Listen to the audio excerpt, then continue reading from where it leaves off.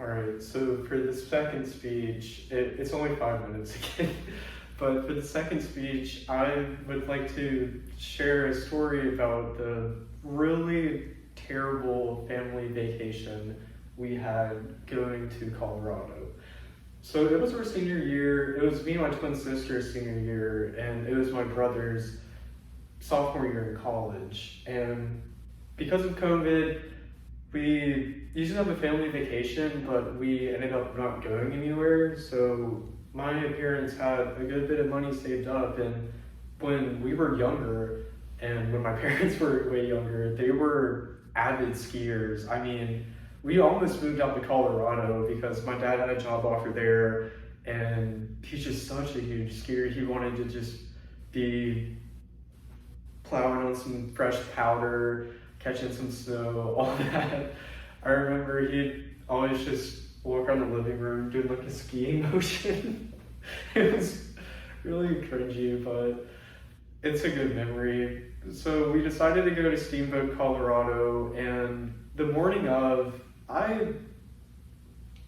it's kind of weird to say this, but I kind of feel like I'm an empath because I can just pick up on random bad feelings. And I woke up and I was like, oh no, today's not gonna go good. I don't know why, but it's not going good. So we get to the airport like every white family does, like 2 hours before, and we're just sitting around doing nothing. My dad's talking about how much he can't wait to ski. My mom's thinking about taking pictures of all the mountains. Me and my twin sister are talking about racing each other. And my brother's just off eating a burger somewhere. I don't really see him that much in the airport.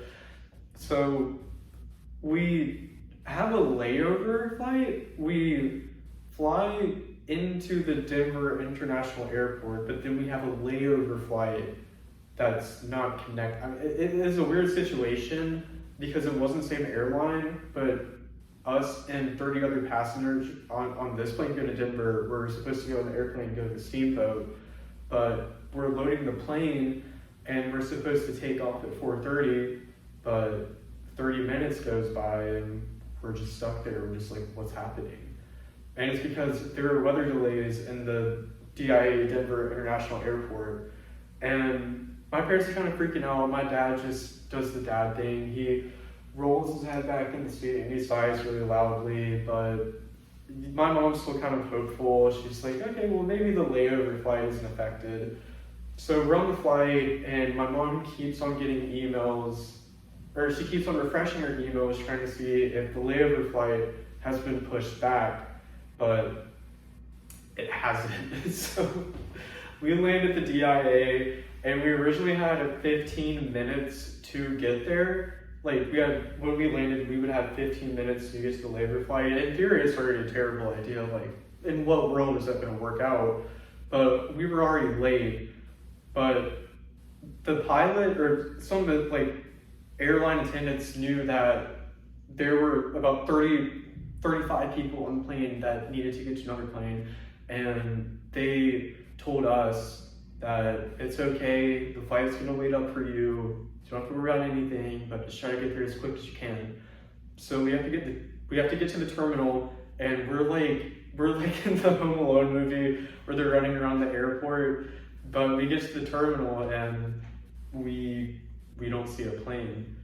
We don't see a plane there, and there's like 20 people. Some people just kind of got the memo and realized like there's no way we're making it. Like this is a lost cause. But there are about 20 other people behind us. We were the Lampoon family just trying to run and get there. But we were stranded in the Denver International Airport. The airline took off and we were stuck there.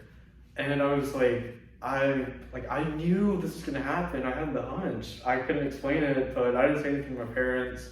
So we had to spend the night in the airport, and we luckily found a flight back to Atlanta pretty early in the morning. It was like 10 o'clock, so we came back to Atlanta at like 2 or 3.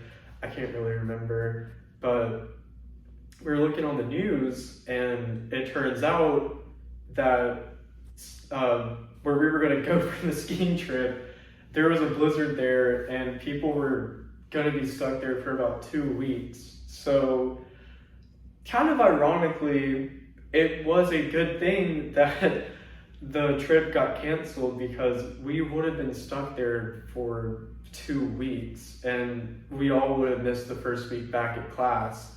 So, in a way, my hunch was right, but it was also wrong. But if you're gonna go to Steamboat to ski in December, I would probably advise you not to.